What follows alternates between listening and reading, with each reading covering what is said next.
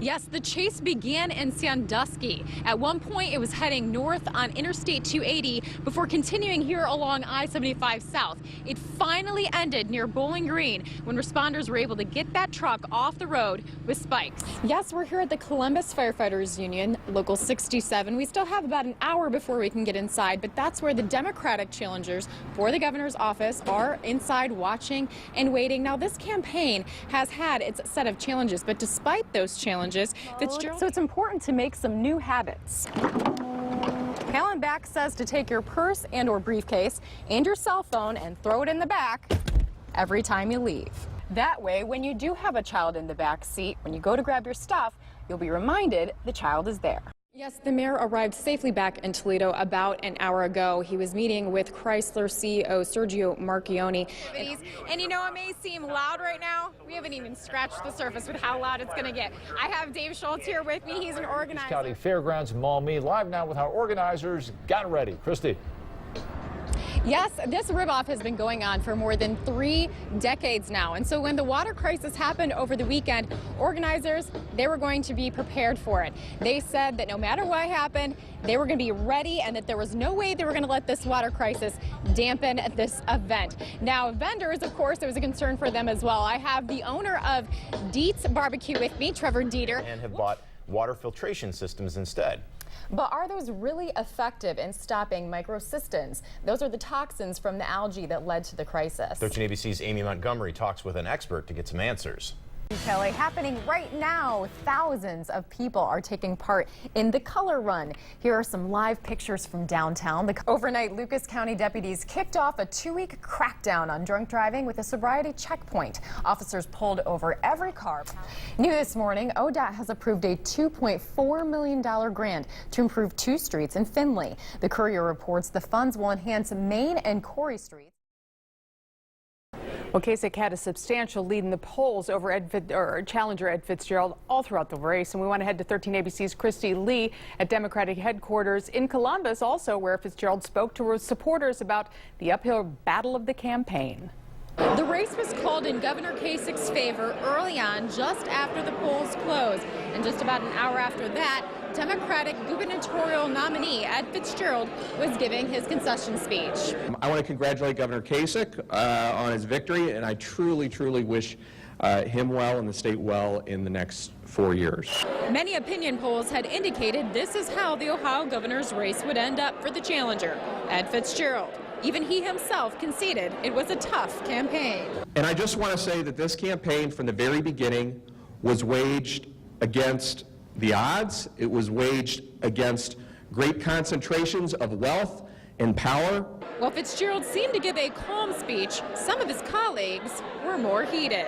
We ought to be all ashamed about how this election has played out and what's most important. Ohio Democratic Chairman Chris Redfern didn't think the governor's race was a fair fight. When you're outspent 20-1, when transactional government at its best, the only thing I'm surprised about is John Kasich's not in the witness protection program, because you and I have not heard from him. We haven't heard from him publicly. Everything is controlled. In the end, there was a reoccurring theme in tonight's speeches. We heard over and over again, enjoy your drinks and look to tomorrow. The Ohio Democratic Party has high hopes for 2016. Reporting in Columbus, Kristi Leigh, 13 ABC Action News. And breaking news stories tonight. The first involves a high-speed chase covering several miles in a few counties. Police say it started after a theft at a convenience store. 13 ABC's Kristi Leigh live from one scene of that chase. Kristi? Yes, the chase began in Sandusky. At one point, it was heading north on Interstate 280 before continuing here along I-75 South. It finally ended near Bowling Green when responders were able to get that truck off the road with spikes.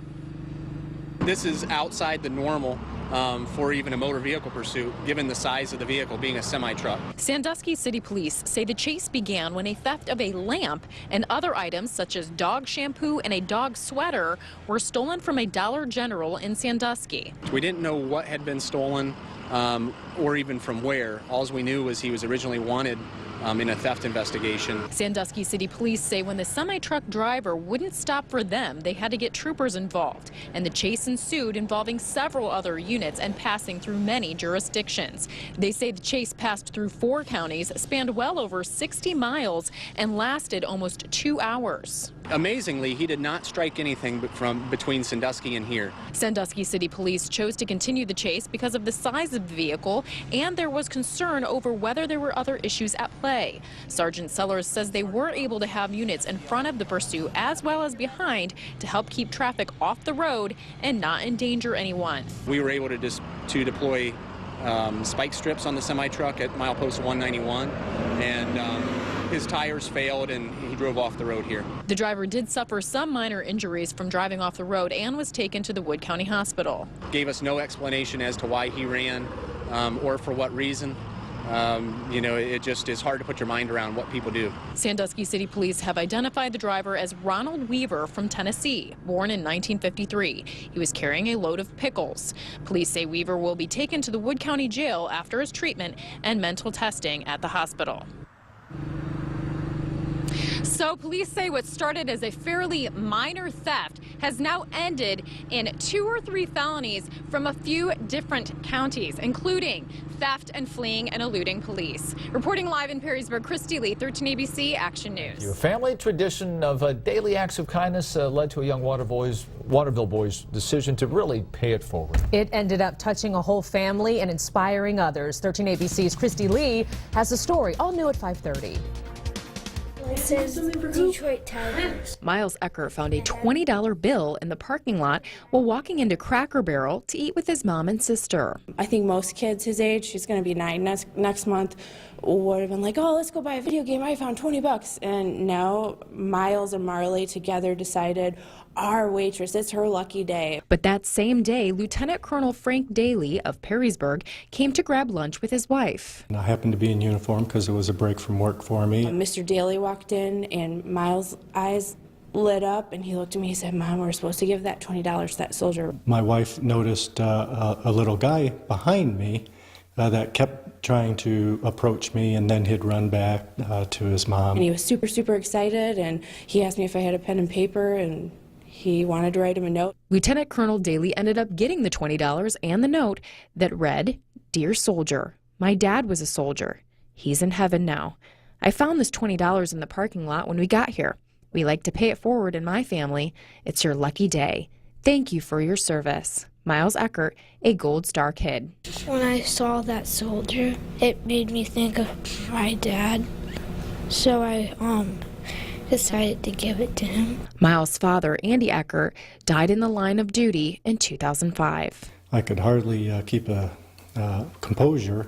And then finally, at the bottom, it said that he was a Gold Star kid, and so that indicated to me that he had a loss in the family. How did that make you feel when he came over and said thank you?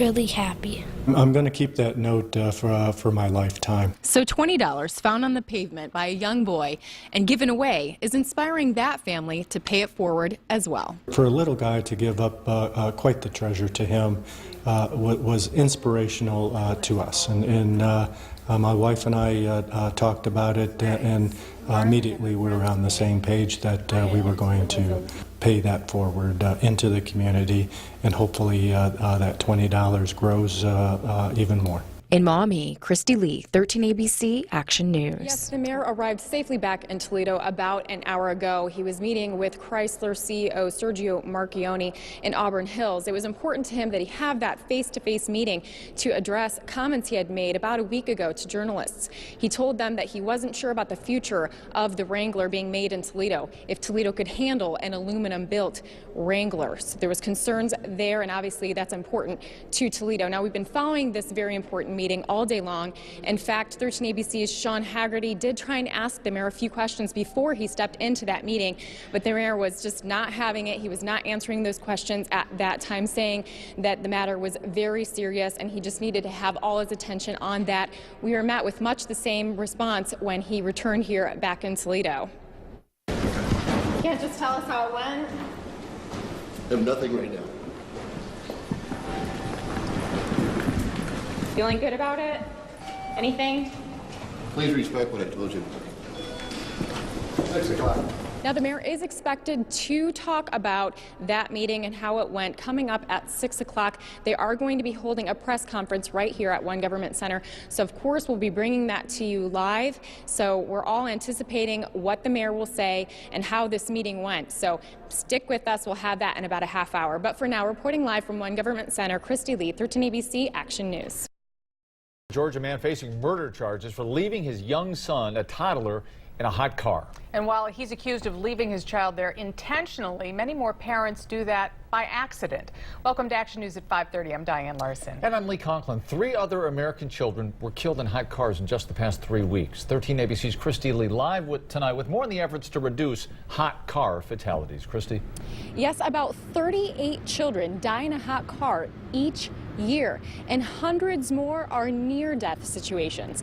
But small changes can save lives. So many families are busy, they're tired, they have a small child. You know, children are quiet often. Most cases of children dying from heat stroke in a vehicle are just tragic accidents. Just over half of the cases involve forgetting a child is in the back seat. Maybe mom always takes a child to daycare, suddenly dad does one day, or grandparents, something's different, and you're tired, you're in that automatic mode. So it's important to make some new habits.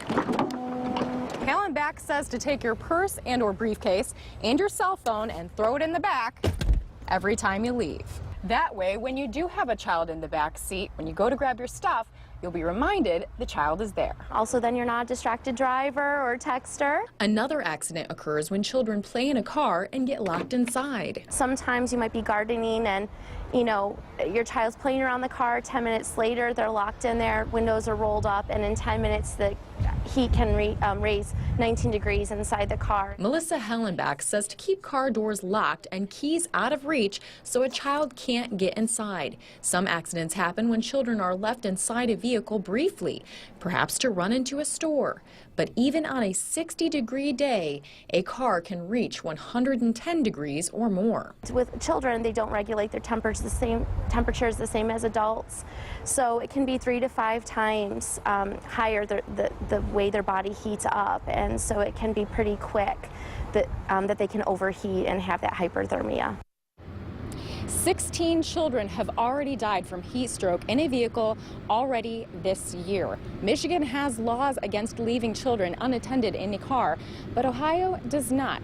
Reporting live, Kristi Leigh, 13 ABC Action News. 24-year-old Kevin Carr Jr. was last seen on September 10th in South Toledo.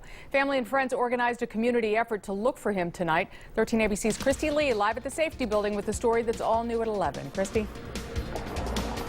Yes, Kevin Carr Jr.'s family says they're frustrated. They think that the detectives who work here should be doing more to find him. In the meantime, they're taking to the streets themselves.